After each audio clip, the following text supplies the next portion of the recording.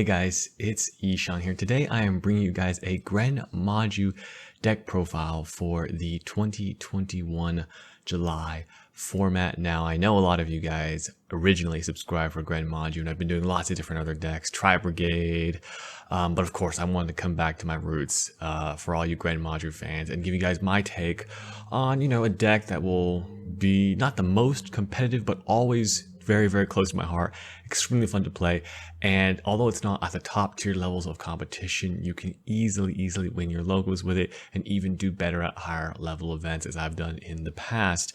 Now, of course, I want to show off a build that I think is going to be best for the upcoming metagame. It's a new format, so it's going to be a little bit difficult to predict, but I still want to give it my best shot. Here's what I think will be good. I'm going to be playing this deck tomorrow on stream, so if you are interested, consider subscribing, turn on your notifications, all that good stuff, like, comment. But let's get to the deck profile. I'll be testing it on stream tomorrow as the ban list does go live tomorrow. Okay, so here's what I've got. Okay, it's a Gren Maju deck, so we're going to start off, of course, with 3 of the best card, Gren Maju.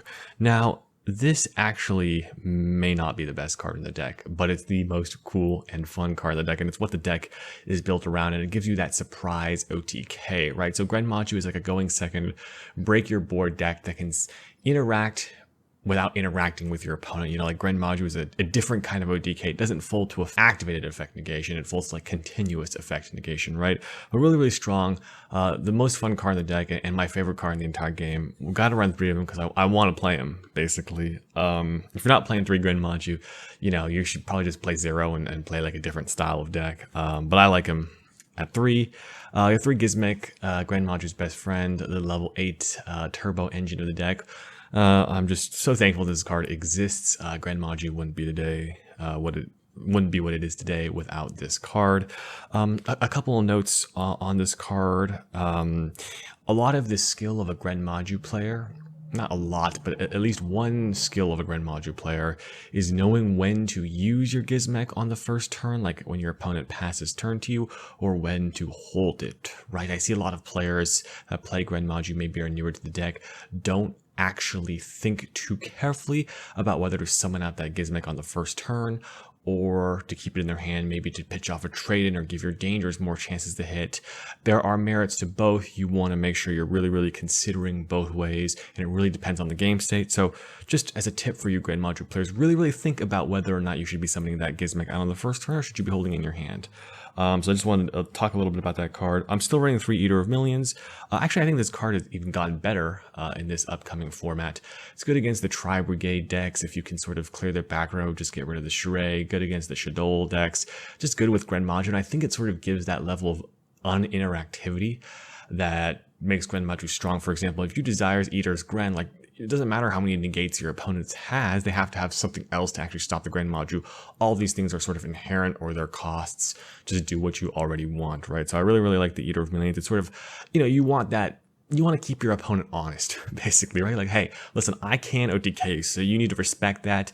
If you don't respect that, I am just going to OTK you, and Eater of Millions does a great job of that. And then to round with our rank 8 package, we play a lot of these standard cards that you see in Gren Maju. We play the 3 Danger Bigfoot and the 3 Danger Thunderbird. By the way, I should mention, if you want this mat that I'm using right now, the link is in the description below. You can purchase one for yourself. So just thought I'd point that out. But yeah, these are still really good. I do run trade in this deck, and I think when you can run trade in with all these level 8s, that plus when you discard them, it just feels so good. Super powerful. And sometimes, it doesn't even matter if they get hit or not get hit. You just like, okay, I need to pop a monster, no problem. Or little Bigfoot, if it comes out, I can attack over it. If not, I just pop it.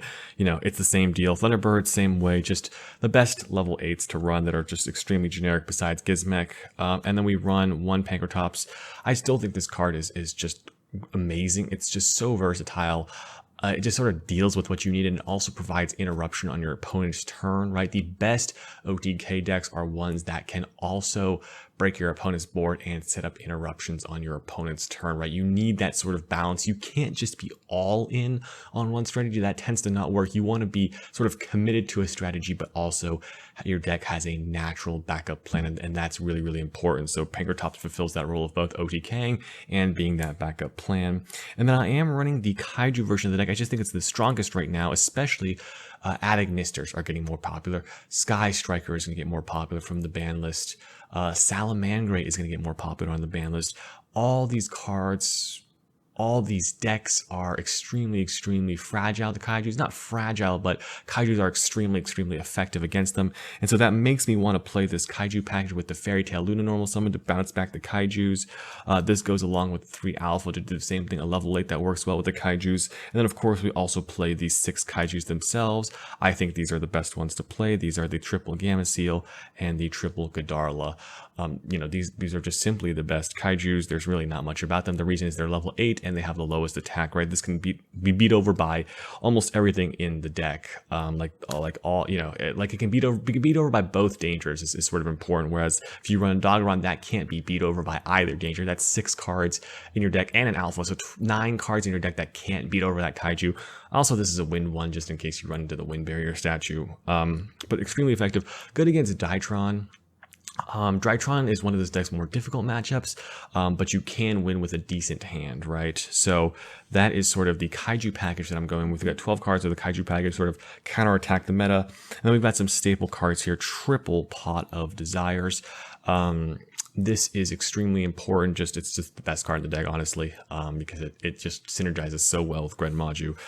Draw 2 cards, you know, so perfect. And then we have triple trade-in. This is a card I really always want to play in a Gren Maju deck if I can, especially at the beginning of the format where you're not sure what you're going to be playing against. Instead of playing tech cards, you just play consistency and that ability, because you have so many level 8s. You're almost always trading, and sometimes even for value. So it's like playing Pot of Greed.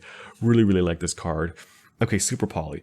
Let's talk about this card. This card is sort of the most interesting card. Now with Salamangreat making a comeback, Adagnister making a comeback. This card is not very good against Striker, but still actually decent against Striker. You can get the raise with the Starving Venom Fusion Dragon. What I really think about is important about this card is not only, because you have a lot of going second breaking board stuff already. You have the Kaijus, you have that. The thing is, though, is a lot of these decks, especially the Cyberse ones that are coming back, and a lot of these new decks, they can OTK so easily, right? You need a little bit of disruption, right? So if you're opening Kaijus and Super Polys, it's not a big deal, right? You just Kaiju your opponent, break their board, you know, put some pressure on them, get them for some chip damage, and then when they try to come back and when they try to OTK you, you have some defensive cards in your deck. And I think that's extremely important to have a couple of defensive cards in your deck. Like I was saying, Super Poly is both offensive and defensive, and I think it's pretty good in the format right now. And so that's why I'm playing the Super Poly. I think Super Poly is just sort of a natural for Gren Maju decks, and I always am looking to play it. And I got one Call by the Grave. There's a lot of Veilers running around. Also, the Drytron is super good against Drytron Call by the Grave. It's good against a lot of things right now, and so I just like it. You know, sometimes you just hit that Ash that's been bothering you, right? Call by the Grave is also good. You never run into that situation where you have the hand trap in your hand that you're trying to call by the Grave, so you're not worried about that. It's good against the Salamangreat. It's good against Striker, right? It's sort of just a solid card right now. And then I'm playing the 1 Monster Reborn and the 1 Harpy's Feather Dust. Now I'm allowed to play these 2 cards plus the trade-ins because I'm not main decking Dimension Shifter. Now why am I not main decking Dimension Shifter? Well, personally I just don't think it's necessary. If you can win without Dimension Shifter in your main deck, you shouldn't play it in your main deck because it's going to cost you games when you're playing against other random stuff, right? This is not a format where we're like so desperate like that Dragon Link Drytron Virtual World format where like it was like if you don't draw Dimension Shifter you're just going to lose the game, right? This is why I think Gren Maju is sort of well positioned to make a splash in this format, because you don't have to play Dimension Shifter. That's when Gren Maju is strongest, when you can play Super Poly and not play Dimension Shifter, because you don't want to just put this. I mean, it's either if you don't need Dimension Shifter to win, then it's just going to be a bad card when you don't need it, right? So I've actually relegated it to the side deck for now, and I think that's sort of where Gren Maju wants to be. So I really try to avoid playing D-Shifter at all in my main deck if I can't. I just don't think Gren Maju is worth playing if you feel like you have to main deck D-Shifter. You want to be trading resources with D-Shifter, and then hopefully OTK, because you're not always going to be able to OTK, so you do want to be able to trade some resources. In some decks, you can't afford to do that. So actually, let's talk about the extra deck first, since we talked talked a lot about Super Poly as well. The first card I want to talk about in the extra deck is Earth Golem at Ignister. Now, I really wanted to play the Salamangreat Fusion, Salamangreat Violet Chimera in the deck. However, I just can't recommend it. First of all, there's extra space. Also, there's just Ad Ignister is just an extremely popular deck right now, and this target hits both. And you also have a lot of Kaijus already. So again, I think you're going to be using Super Poly as a very defensive card in that matchup for both the Ad Ignister and the Salamangreat matchups. You're going to want to be Kaijuing your opponent's stuff and setting that Super Poly to sort of stop them on the follow-up. Again, this also has a really cool effect where with the turn you summon it, you actually just can't take damage. And so you can sort of just Super Poly it against an Ad Ignister player. And even if they still are able to get that access code out on the field, or the Salamangreat player is still able to get that access code out on the field, you're not going to die. And I think that's extremely important because, you know, then when they overcommit, boom, you just OTK them again. So I can see that coming up in your games if you do play this card. And so I'd recommend it. So Earth Golem Ignister for those Cyberse decks, plus it just hits random stuff. The one Starving Venom Fusion Dragon, I really need to secret grab this. I've been playing the Ultra for forever. But yeah, this is just sort of generic. You're gonna be playing some dark decks when you play Yu-Gi-Oh! It's just the way it is. Dark is super popular. Even if it's not in meta, you're gonna be playing some dark decks. I can promise you, you're gonna be using darks to Super Poly to OTK your opponent with two of your darks. Just really, really good. So I would still play that. Right now I'm still playing the Invoked Elysium. This one you don't need as much, but there's, you know, Invoked didn't get hit on the ban list. People love their Dogmatica Invoked Shadow piles, so I'd still recommend this card. You could play like the Prank Kids Fusion. I just haven't seen Prank Kids as much in the metagame recently, so I've sort of cut that from our deck. The Eldritch, the Mad Golden Lord, just sort of a necessary Super Poly target to make Super Poly good in the Eldritch matchup. It just makes the Eldritch matchup so much easier. It just makes your life easier when you draw a Super Poly and you just summon this huge dude out for 4K. I mean, that's just crazy, honestly. And then we have the one Dragos Depelia. This is like extremely, extremely good in those Shadow matchups where they got like Winda and Mechaba, you know, whatever, right? This card comes up all the time. And then I got one Mud Dragon in the Swamp, another just random guy that comes up all the time. You know, like Appaloosa Double Dragon Lords from the Tri-Brigade deck. Boom, we'll Super Poly that away. You know, whatever, right? Some bunch of Dogmatic cards and Mechaba, Super Poly that away, you know? I honestly, I swear to God, if Beatrice was any type but fairy, if she was not a fairy, you could draw phase, do Beatrice and the Herald of Perfection or Ultimateness or whatever, and you'd be, honestly, with this Dragtron matchup would be so much easier. Now you're sort of relegated to like normal summoning Luna if you want to Super Poly away that big Herald guy. So, I mean, I don't know, but it is what it is, right? It is what it is. So that's that. Those are the Super Poly targets. I'll just do the links real quick. I'm right now only running one Phoenix and one Cerberus. You could cut the Cerberus for a Relinquished Anima because of the Kaiju synergy and Eater of Millions synergy. Certainly an option. Just sometimes I find like Cerberus comes up a lot more, but again, Relinquished Anima certainly could be cut for the Cerberus. Phoenix, just keep the Phoenix in here. Every deck's like running Imperm, so you sort of want to be able to hit it. And then we've got some the Hope Harbinger Numeron Dragon Dreglubian package. Now this is sort of a big buff to Gren Maju that when that came around, when Master of 5 came around with Dreglubian being able to summon Numeron Dragon. I mean, it's just honestly just fantastic. There's no deck that does this better than Gren Maju, and so you just want to have these options available to just OTK your opponent out of nowhere. You know, I like to win the game, so it's sort of our version of access code. We of course run the Zeus package, which is extremely necessary to get this deck. Again, like I said, a deck that can only OTK is not ever going to be that competitive, whereas if you can have a deck that can OTK but also can play a little bit of defense, that's really important. That's what this does.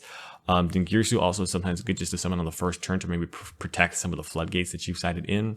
So, and then Pangainer is just for the extra material, which does come up quite a bit. And then I am running the Sanifon, the Sky Prison, just because it's extremely good in the meta. Against Drytron, if they break, you can establish it, you win the game. Salamangreat, sort of a similar deal, right? So there are a lot of decks that if you can just put this out against, it's really, really, really strong. It can turn into a Zeus later. And so, you know, lots of cool things to do with this card. Recommend Sanifon for this format. Okay, let's talk about the side deck. Now, I can't, in my right mind, I can't say with confidence. All you YouTubers say is just say this thing with confidence, like, oh, these are the best cards aside.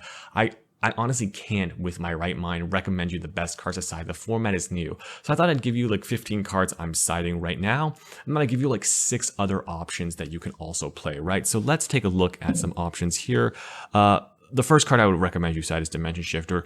Like I said, I don't want to main this card, but in the matchups where it's good, this card is killer. Like the Invoked Shaddoll matchups, they go into your servant. Not only are you trading 1-for-1, which is extremely important. I like to trade 1-for-1 with my D Shifter at least. You also get to skip their turn, so it's sort of a hand trap that trades not only trades 1-for-1 but skips their turn.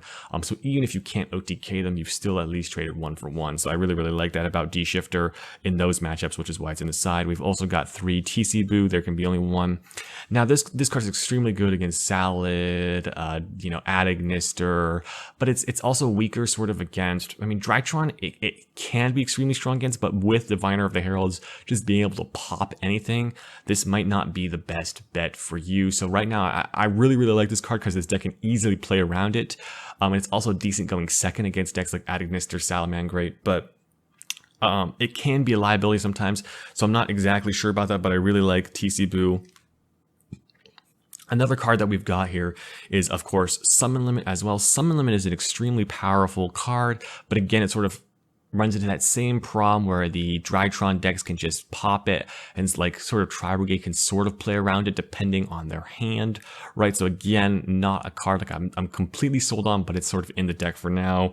One card I've sort of been liking and I've been wanting to side because I sort of took it out of the main deck is Interrupted Kaiju Slumber. This card is extremely polarizing, but in the matchups where it's good, it's a total killer, right? It's just a total killer. You plus so much off the card. It puts level 8s onto your field, helps you kill your opponent, wipes their board. So like in the Tri-Brigade matchup, this card's going to be an all-star. You just wipe their Appaloosa, for free. It's going to be a really strong card. But in some matchups, maybe like the Salamangreat matchup, not so good. Adignister, not so good, right? So you want to put it in the right matchups, and so that's actually sort of why I'm trying in the side. And then of course some back row removal. I love Twin Twisters, just works with the dangers, works with Gizmek, good against those schisms, those prank kids, all that crazy stuff. But there's of course a lot of other cards you can side. In the Floodgate department, one thing that a lot of people have been talking about is Anti-Spell Fragrance. Now, I'm sort of on the fence about this card. This card is good, but then it sort of also hurts your opponent, but then also doesn't lock your opponent out for the entire game unless you're like playing Striker, but then Striker can usually out this after a turn or two. But it is pretty strong. I like how the other Floodgates can sometimes just completely lock your opponent out of the game, whereas Anti-Spell can be stronger on the first turn, but then again, if Drytron just doesn't draw, it doesn't really solve that much. If they just get to Diviner anyway, you're still sort of screwed. So there are sort of other things. There's also these Floodgates, which I think I'm actually going to maybe try and play, are Macro and D-Fissure. Honestly, I cannot think of a deck that plays well against these. Well, maybe some decks play fine against D-Fissure, but Macro is just a straight up killer. The only problem is not that good going like second, whereas like TC Boo and some of them still can be pretty good once you've cleared their board. A lot of decks, once they set up their graveyard, Macro is sort of pointless. But Macro and D-Fissure, extremely powerful. So I think I'm actually really sort of leaning and putting these in my deck. And then there's, of course, other hand traps to the side. You want to play high impact hand traps in Gren Maju. You're not really interested in trading 1-for-1. So you'd probably go for something like a Nibiru. Nibiru, I like that it puts a token on your opponent's field. A lot of your monsters like Alpha, for example, if the token has higher attack than your Nibiru, you can just summon out that Alpha and get that value from the Alpha even after you Nibiru them. And then we've got one Droll, well, not one Droll, but a Droll, sort of a suggestion that it is a card you can play. Again, it's really good against Drytron. If you want to stop Drytron, this is sort of the card to do it. You can drill Drytron, they'll make a weak board. If you can't OTK them, you can set up a Santa Fond, that sort of thing. And that should help a lot in that matchup. And then Phantasme, if you're struggling with Striker or Salamangreat, there are a lot of tools. This is one of those tools that can help you in those matchups. It's also just good against just generic Link decks, but it's not super strong. And again, if you're playing against some rogue stuff, which you always are playing in the start of the format, like, for example, an enemy Gren Maju deck, you don't want to have this card in your main deck. So I think it's a good idea to side it. But yeah, those are sort of your options. I think I would even maybe consider Lancia, some other things. But yeah, those are the options. Let me know what you guys think of Gren Maju in this format. I think it's actually pretty well positioned. Remember to make sure to subscribe and like and comment and turn on those notifications if you enjoy the content. I will be streaming this deck tomorrow, so I hope to see you guys then. I guess by the time you guys actually see this video, it'll probably be today. So there's that. So anyway, the stream is happening on Thursday. Okay, so tune in for that, and I'll see you guys in the next video.